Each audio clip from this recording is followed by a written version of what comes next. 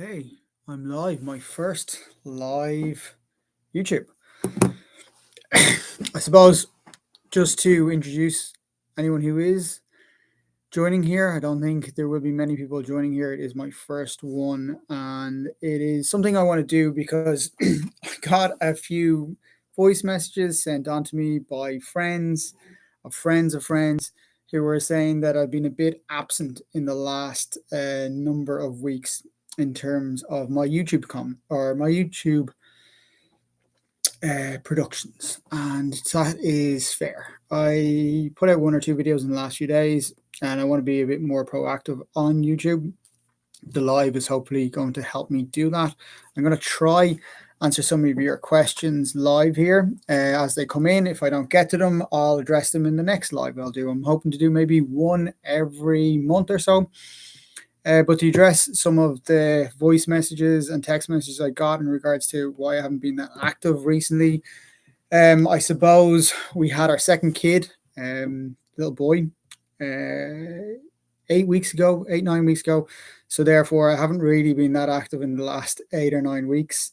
I've also we shut down Propgen, so there was a bit of work in regards to that. So that took up a lot of my time.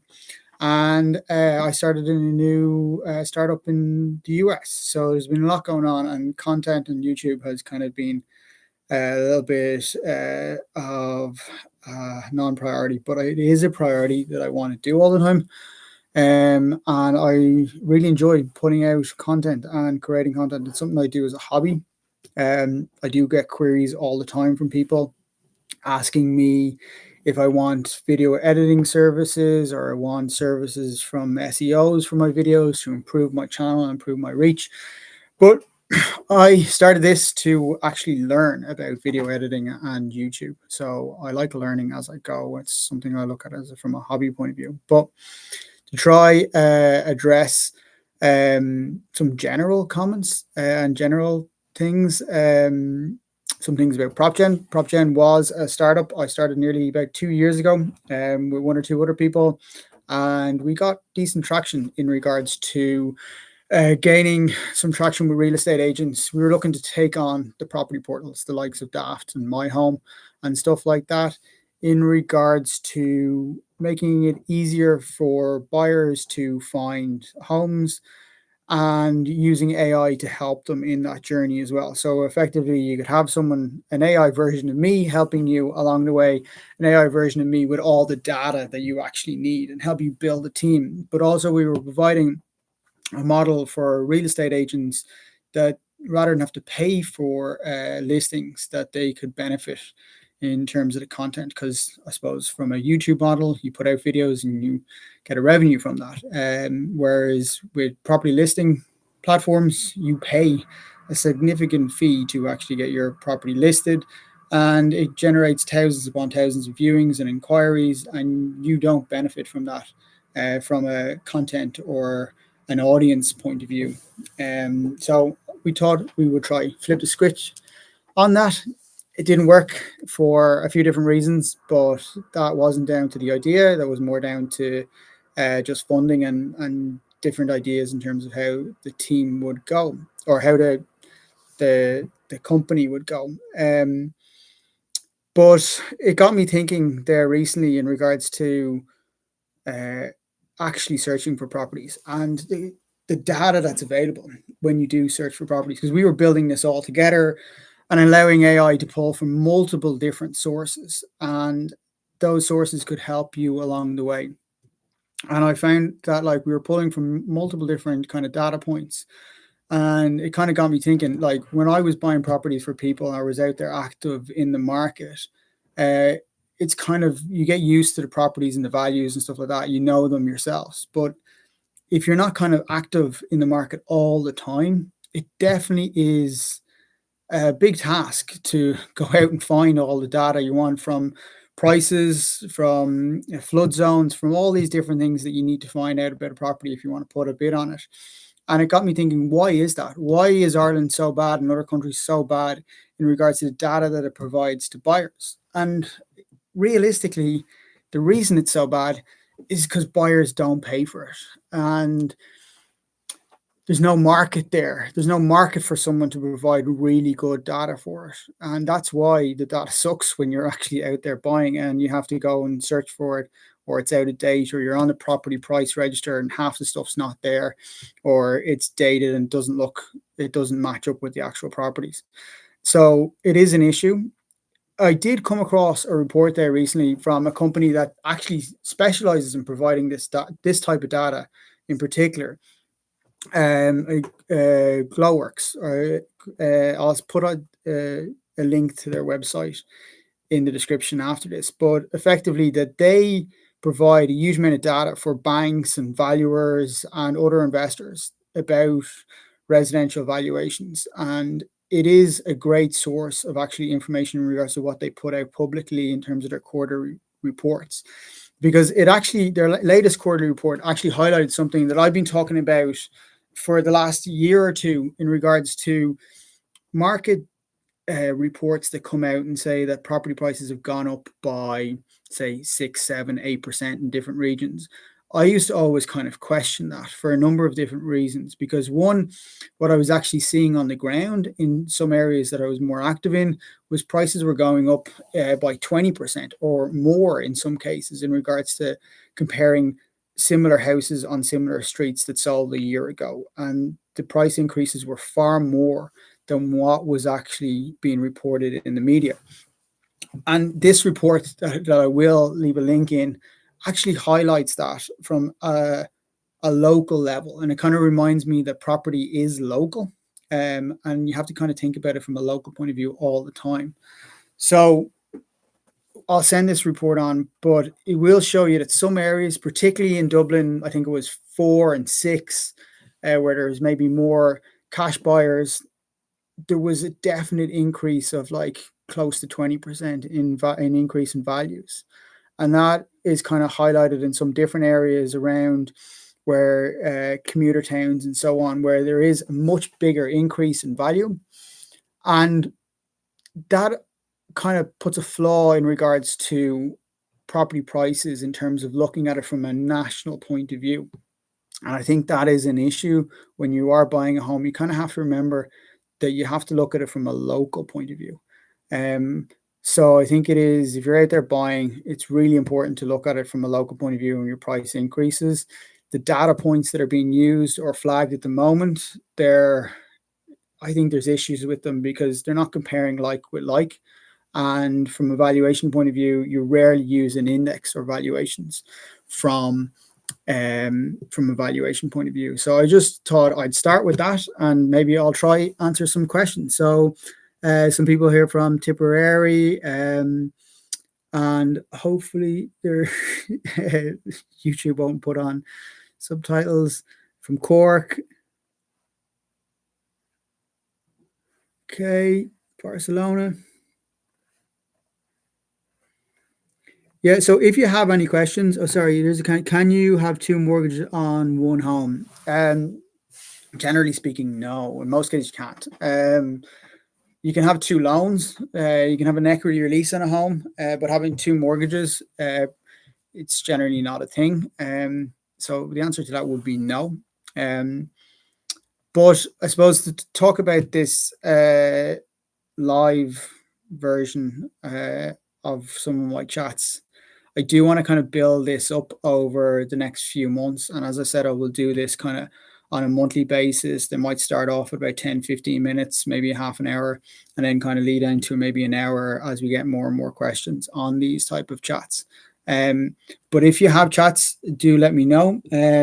So Sinn Féin being a majority government is legislation. So changing government. To be fair to the legislation against landlords at the moment, or even other parties coming in, I think they've had they've had the bad end of the stick for the last number of years, and I don't think it's going to. I don't know how it can get much worse without absolutely killing the rental market. And I know some people may not like landlords, if they're small landlords or big landlords, but they are vital within a kind of a trading economy. you need people to provide capital to provide property so people can rent. Not everyone wants to buy. I do think it is great for people to buy, and I think everyone should aspire to buy a house or a home. I think the economy and the state will work better the more people actually have a sense of ownership within their own home. I think it is an important part of someone's identity. But it's also really important for people to be able to be flexible in terms of when they move around for college, when they move around for work, that they have the ability to rent.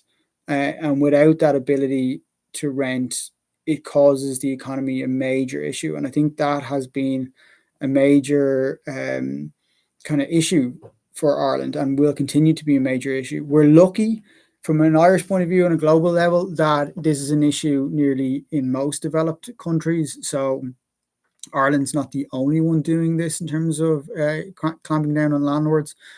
And if other countries were a bit more lenient, we might have lost some of our competitive edge. But we're lucky that most other countries are doing the same thing. But I do think that a change of government probably won't mean a huge amount more hardship for landlords. I think they've already experienced an awful lot. I think anything that comes in now from a new government will be kind of, I think all the landlords who have decided to leave will have left at that stage.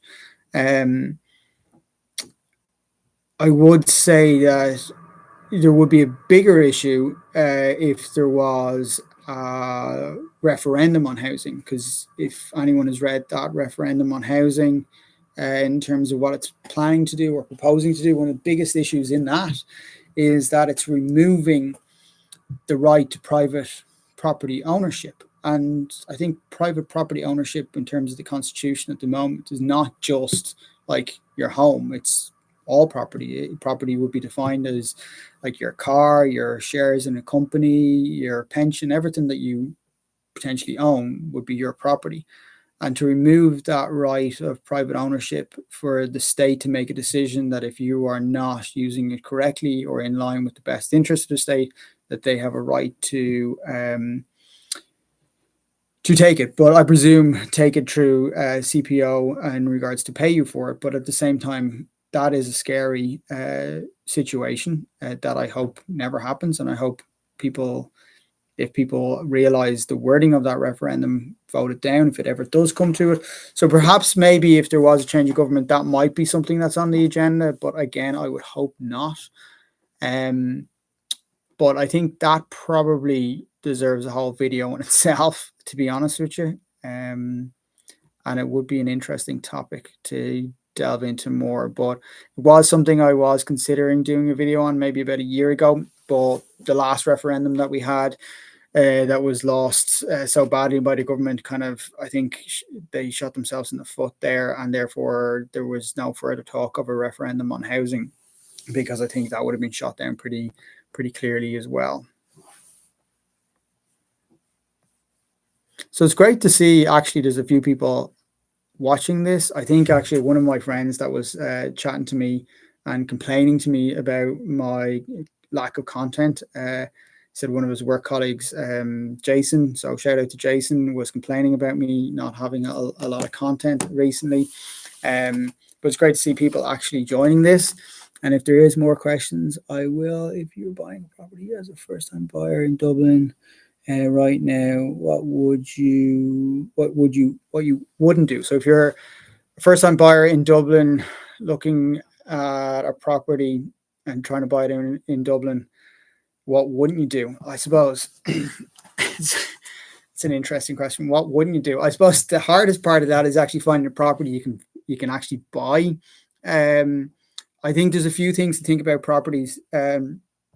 One, you cannot change the location. So everything else, like obviously if it's an apartment, you can't change the layout, but you can change the decor. You can refurb it, all that kind of stuff. With a house, you can change a house in terms of totally gutting it. Obviously, it's really expensive at the moment, but I think one of the things you cannot change about property, and one thing that's unique about property, is its location. You cannot change the location.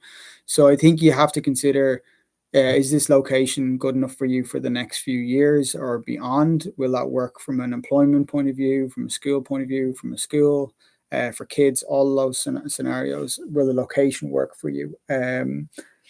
I think as a first time buyer in Dublin, your options are going to be extremely limited in terms of new homes, because, and particularly new homes, and trying to get into the cap of your first time buyer's grant. There are some options out there, but I wouldn't just limit yourself to that, because you can tie yourself to knots or wait for years to get one of those. So I would consider all options. But what I wouldn't do is I wouldn't stress myself out too much about it. I try to like just focus on the details and data. And then I think what some people do is they have all these wants and needs in terms of a house and what they want to do in terms of their dream house and their first time home. I would kind of focus on what are your needs and go, well, these are my needs. It has to be a 2 bed or 3 bed or whatever it is. I drive a car for work and I have to have car parking nearby, but perhaps it doesn't have to be on street or off street. It can be something else. But I think about what your wants are and what your needs are. So your needs are something you vitally need to make it work, and your wants are your kind of, yeah, okay, if it has that, that's great. But I think that's where you kind of have to start. So don't get overly concerned about some of your wants and focus more on your needs.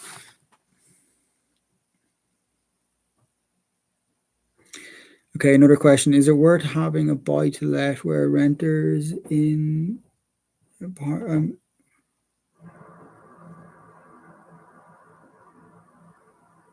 okay, so is it worth having a buy to let while renting in partner's home, or better to buy and rent a room and not live with partner? Okay, so there's a few different scenarios there. One, if you want to live with your partner or not, that's a different question. But I think a buy to let at the moment, you are stuck in a whole lot of issues in regards to actually getting a buy to let and renting it out, and then having to deal with all the regulations around tenants and tenants getting rights to stay there for 6 years and so on, and your rents not being able to increase and all that. So there is a lot of issues about buying a buy to let. Another issue with buying a buy to let is actually how you're going to fund it. So if you don't own your own home already, it's going to be quite difficult to get a bank to lend to you to buy a buy to let. Generally speaking, they don't like doing it, and most banks actually won't. They'll want you to have your own home. The reason that they do that is because a buy to let property is classified as something different. It's not your family home.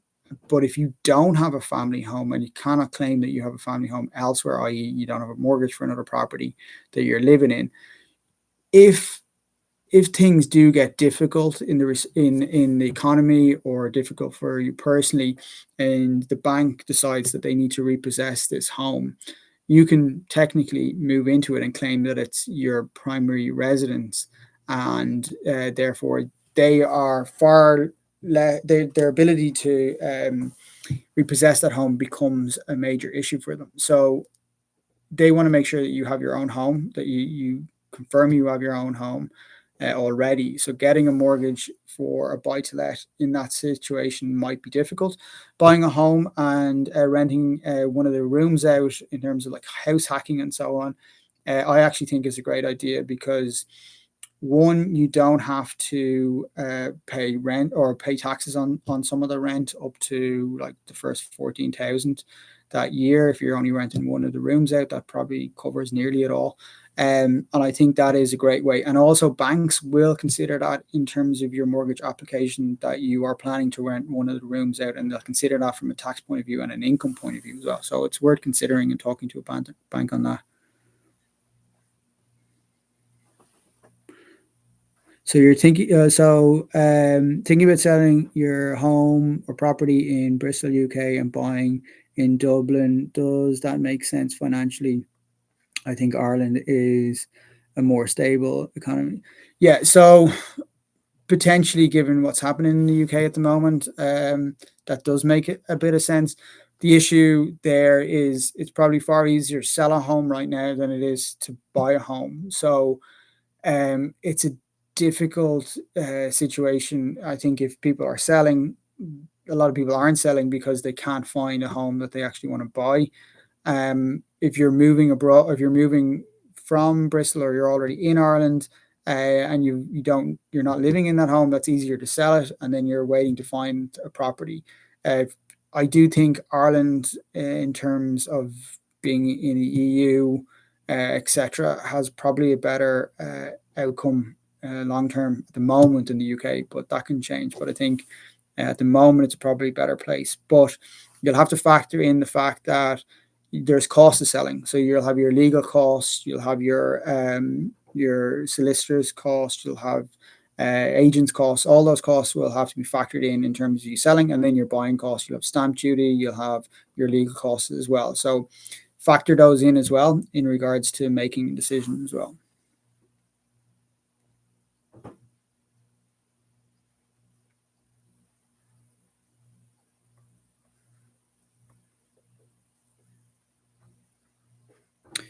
So is the Lewis going to extend out and suburban towns? Like, yeah, well, I suppose in terms of the Lewis, there is a lot of plans. You'd hope the government will invest in those plans.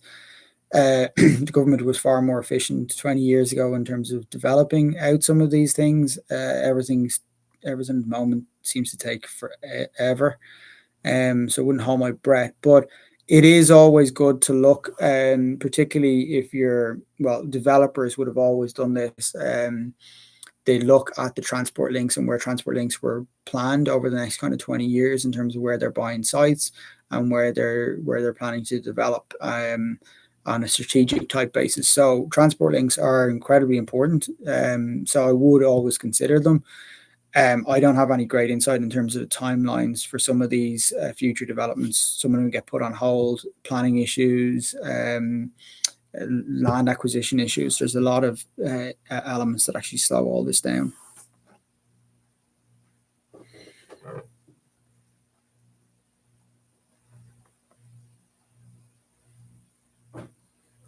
Yeah, so from Adam here, do you have any advice for young people feeling completely hopeless about the housing market? This is a hard one. Like, I was thinking about this the other day, and I was thinking about it in terms of like what's happening globally and what's happening in Ireland, and around Europe in regards to like, and I suppose it's kind of playing out in New York a little bit with the kind of mayor election happening, but there's this kind of sense of hopelessness, I think, particularly with younger people, in terms of trying to get on the property ladder and getting a foothold in the economy. And I think it's an important kind of step that people need to make, to one, feel secure in the economy, feel like that they can raise a family, etc. And I wish it wasn't that way, but it kind of is that way. And I was thinking that there is an onus on older generations to make it more affordable for people to build and buy homes and not to stop new home development happening.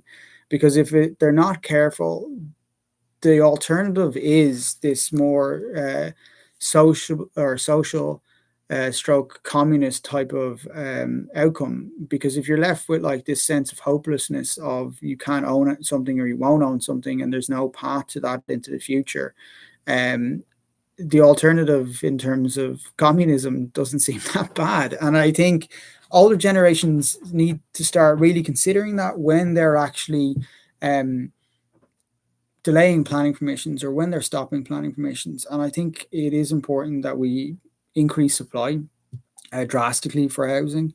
To make it easier for people to get on the housing ladder. I also think the government should be making it easier to create starter homes, because at the moment most people are buying in their like late 30s, early 40s, because it's taken that long to get up to a deposit and get them in a financial position where they can actually buy. I think the average age is getting close to 40 now. So when they're buying that first home, they're actually buying it when they are maybe married, maybe have kids, or are almost married and almost have kids, and they're thinking about their family home differently than what a 20-year-old would. Their family home has to be that three stroke four bed home near a school in the suburbs that their lifestyle now kind of requires. Whereas realistically, we need more kind of like starter homes for younger people who want to live in the city, want that more vibrant kind of lifestyle, um, but don't want to rent, but want to own something. And I think there's something really missing in our planning requirements in terms of design of what's allowed to be built and what's allowed to be developed, in terms of not facilitating something that people, younger people, can actually go, well, this can be my home for like 10 years while I'm kind of in my early 20s, early 30s. And I think that is something that is desperately missing. Um, in terms of advice, I think, like, I'm based over in the US and in most of my businesses in Ireland, but like, from speaking to a lot of people in the US, they don't make a lot of their income or wealth, or sorry, they don't make a lot of their long term wealth from actually investing in property. The vast majority of them invest in shares and the stock market. And I know a few people who are similar age to me, that who are renting in like New York City or the boroughs of New York, who would never be able to afford to buy in those locations. So they continue to rent, but they're building up their wealth and their asset base via the stock market. And I think over the next kind of few years, if it continues on this path where we're going and there's no major change, I think young people are going to have to start thinking about how they can actually invest in real estate assets that perhaps is not buying a whole building. And I think the emergence of kind of like tokenization and kind of more liquid type of assets and real world assets that are on chain, I think that will open up maybe some opportunities for younger people to get a foothold or hold some property assets from potentially around the world. So I think that's one option, but it's not clear cut. To be fair to young people, I think young people always have it hard. It's just the way it is. Like every young generation thinks it's there. It's harder, and they blame older generations. Each one of them have their own challenges, and each one of them have their own benefits as well. So I will kind of focus on the kind of the benefits that are out there for younger people at the moment, like access to the internet, access to investing in stocks and shares really easy from your mobile phone, access to AI technology, all these type of things that like might be game changers into the future. So I'd focus on kind of like the opportunities rather than the negatives as much as possible.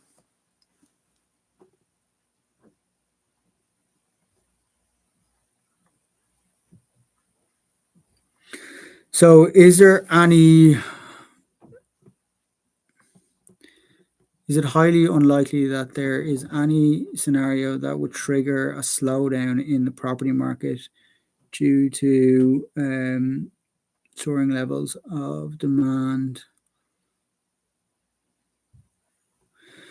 Um, I do think there's probably a little bit of a cooling in the property market at the moment. Not massive, because realistically, where we are, there's still a lot of mortgages being granted. Supply is really, really low, and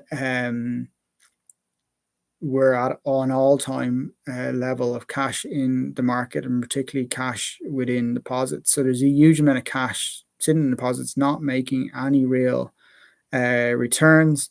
And I think Irish people are probably scared, or the people who have that money are scared of the stock market because they got burnt in '08. They're scared of property because they got burnt in '08. But there's a lot of money out there.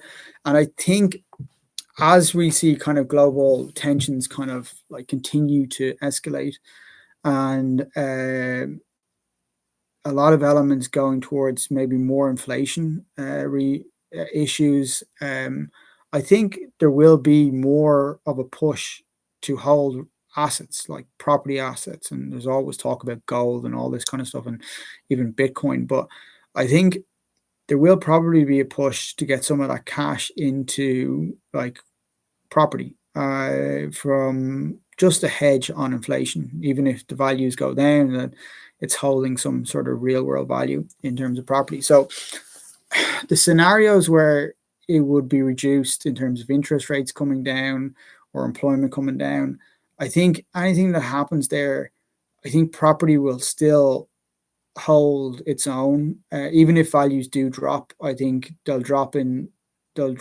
but from a real world point of view, they'll probably continue to go up because inflation will probably impact it there too.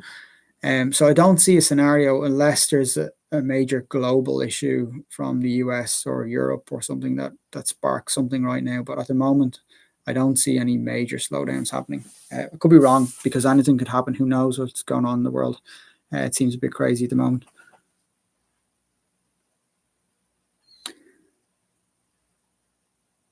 Okay, so I spoke to an agent who said that they believe the market is starting to level off. Yeah, so that's kind of in line with I was kind of mentioning there. There is kind of a slight leveling off, but I do think there's still so much cash and so many mortgages approved there. It's going to be really slow to have any kind of great impact on prices. Um, with the shortage of houses along with limited land, surely it's time to build a high level. Yeah, well, it, to be fair,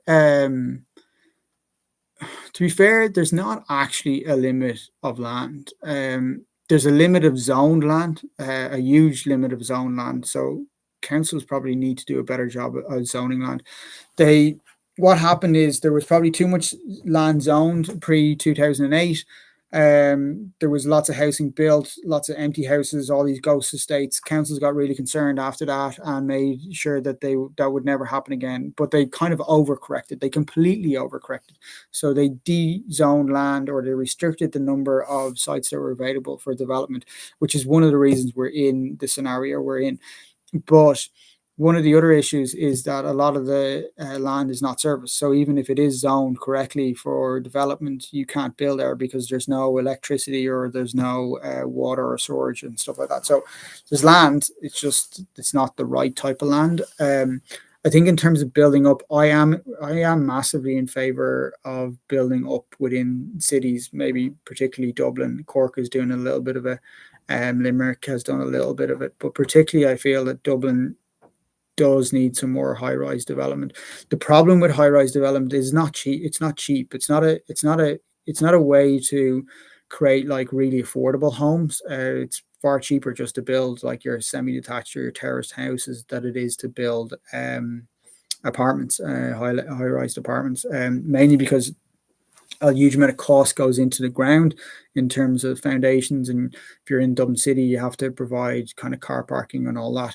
But also, there's a lot of requirements in regards to fire regs with higher buildings and access to uh, escape routes and fire escape routes that add to a huge amount of cost and building up. So, and I don't think they're going to change those fire regs, to be honest with you. So while I do want to see more build up properties or high rise properties, they're going to be at the higher end, which is fine. Even if they are at the higher end, they can bring people from the nicer homes or the homes in D4, D6 or whatever into those types of homes and those types of high rise developments, and free up other homes elsewhere. So I don't mind if it's just at the higher end of the market, but I can't see it being overly affordable because I think to build a two-bed apartment in Dublin at the moment probably costs about 600k, if not more. So it just means that that's just not feasible to kind of, because not many people are going to buy those. You could do a lot of build to rent, but again, that's not kind of solving a huge amount of the market. in terms of being able to buy. And I would prefer more people to be able to buy. I think, as I was kind of talking about earlier, I think for a state to do well, people have to have that sense of ownership. And if people own their own home and a pride in their own home and a pride in their own area, I think that provides a much better community rather than people not being able to buy homes. So I think it's something the government need to be really careful about.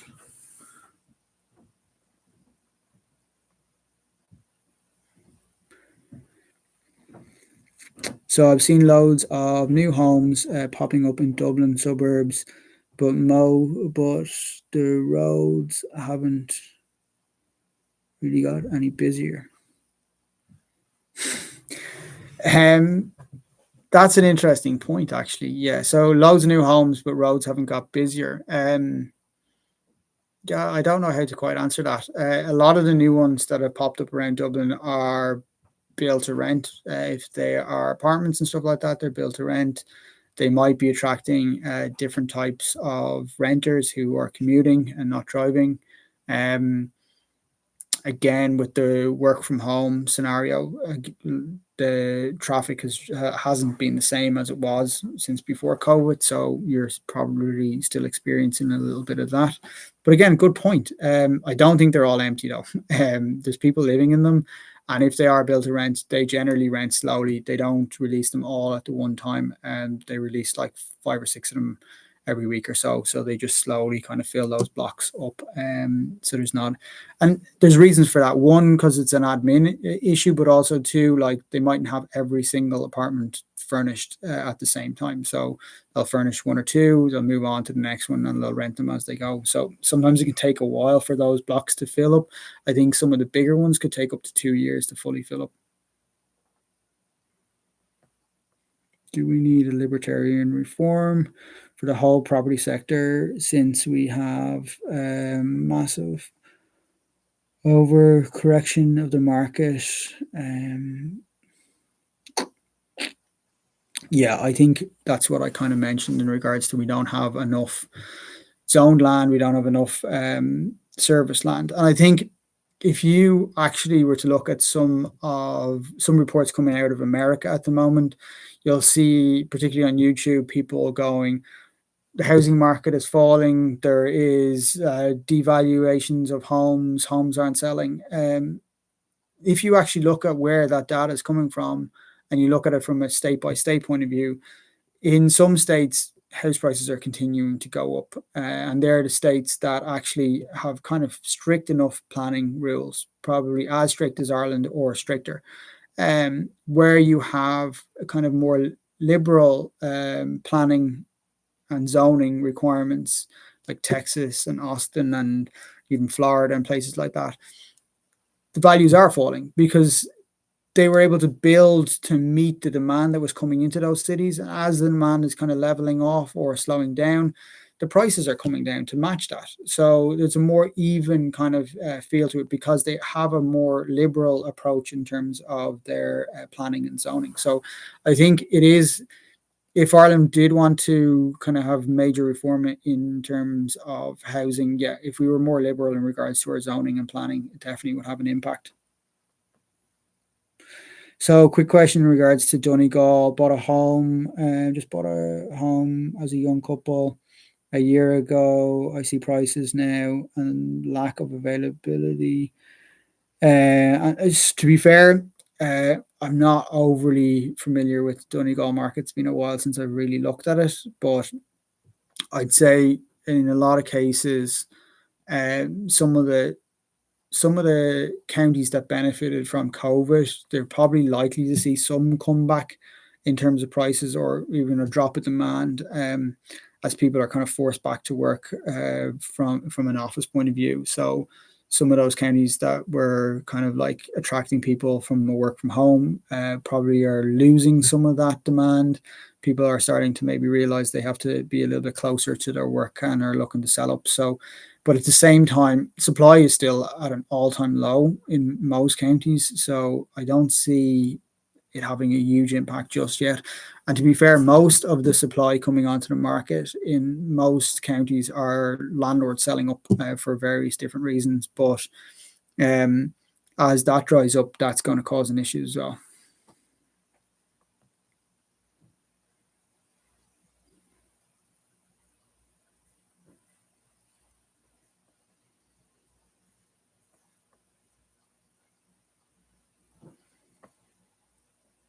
So, question here: I want to buy a first home with my partner soon, but with prices, it may not be our forever home. Worried about 10 years time, and maybe we need to upsize. And be in negative equity. Okay, so I don't know what age you are, but generally speaking, like years ago, it was quite common for people to buy their starter home and then trade up like 10 years, 15 years later as their family grew.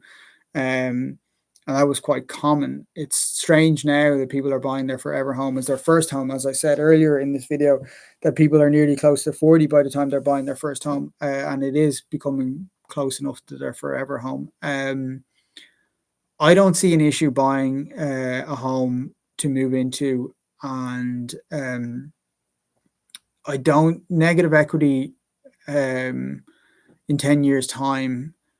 Hopefully, won't be a thing. Realistically, I think the fact that we've pumped so much money into the economy in terms of printed so much money into Europe and the US, I think assets like homes are probably going to hold their value reasonably well, and because we've got such a lack of supply, I think people will be very wary of selling homes in the future. They'll hold on to them because they will be hard to come by. They'll be even harder to come by.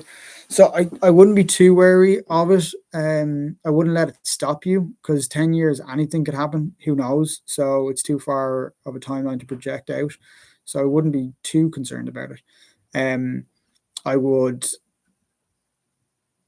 buy that starter home and pay down your debt on that starter home, build up your equity on it. Hopefully, the market goes your way as well.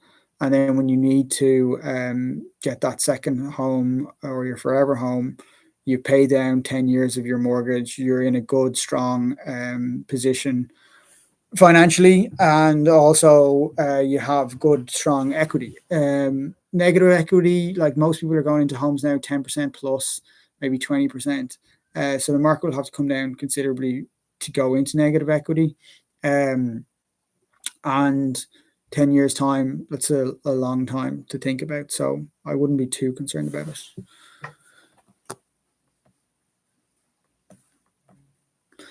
So that's been about nearly 40 minutes. So I'm going to wrap it up soon enough because I have to go do something else. But this was an interesting thought experiment for me to just kind of hop on here and answer a few questions. It's actually harder than I thought. I must look at it the next time to see if I can pop up the comments because one, it's a little bit far away, and two, really small. So see if I can get them bigger for the next time. But if there is comments and you want to put more comments or questions in this, I can either think about it from a full video in itself or answer it in the next live and start the next live in regards to those questions.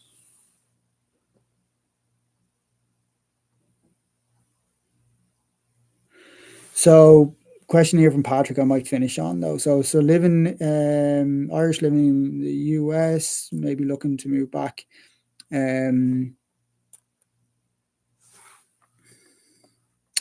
Yeah, so if you are moving back to Ireland as like an expat, and you need to get a mortgage, generally speaking, they will look at your income here.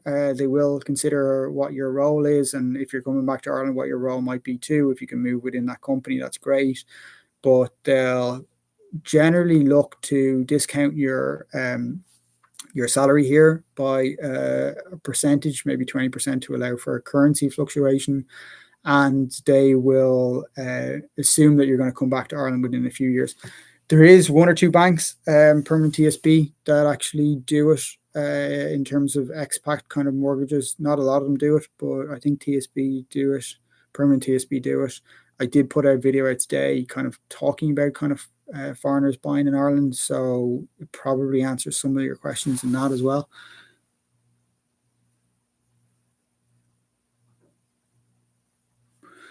Great. So I'll leave it there. I want to say thanks to everyone who joined and everyone who commented. It's great. Actually, I wasn't expecting anyone to be here. I thought I was going to be talking into the void for half an hour. So it's great that everyone came on. I'll have a look at all the comments after the video, and it's great to chat with everyone. See you soon.